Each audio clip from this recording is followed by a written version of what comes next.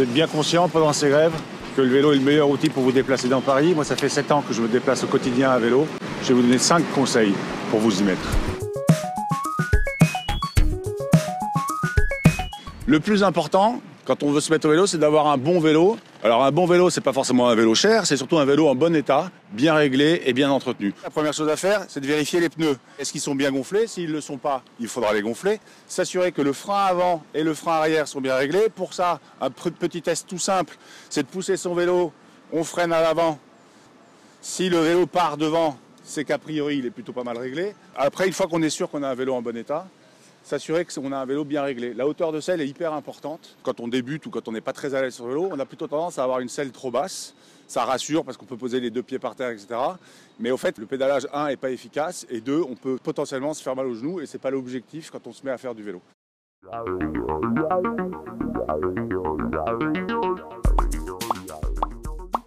Ça va devenir votre nouveau meilleur ami, ce vélo. Donc il faut le protéger. Et le meilleur moyen de le protéger, c'est de l'attacher et de le sécuriser avec un cadenas.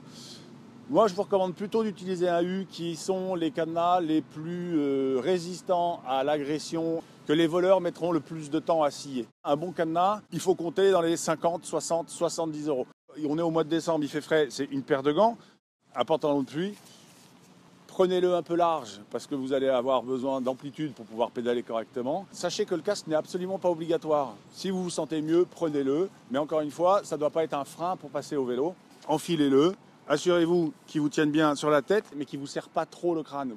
Réglez bien la jugulaire. On doit pouvoir passer 2 doigts sous la gorge, mais pas trop serré non plus parce qu'on a quand même besoin de respirer sur son vélo.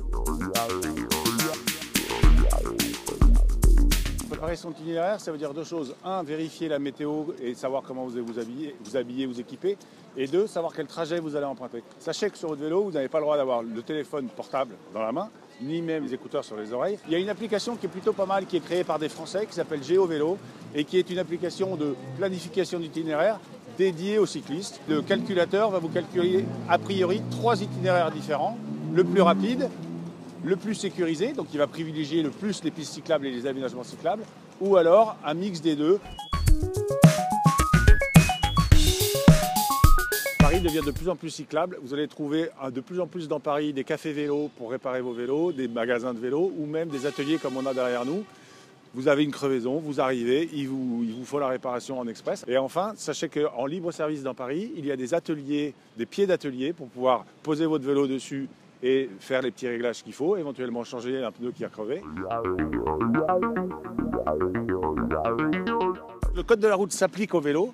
Donc quand vous êtes à vélo, respectez les feux tricolores, respectez les cédés de passage, respectez surtout les piétons, on ne roule pas sur les trottoirs. Et puis quand vous roulez, roulez à une allure constante, dans une direction constante, évitez de faire des zigzags, évitez de donner des coups d'accélération, d'accélérateur ou des coups de frein intempestifs. Enfin, quand vous voulez changer de direction, indiquez-le simplement en tendant le bras gauche si vous voulez à gauche et à droite si vous voulez à droite. Assurez-vous par un petit coup d'œil rapide derrière vous que l'usager derrière vous a compris vos intentions et vous cède le passage.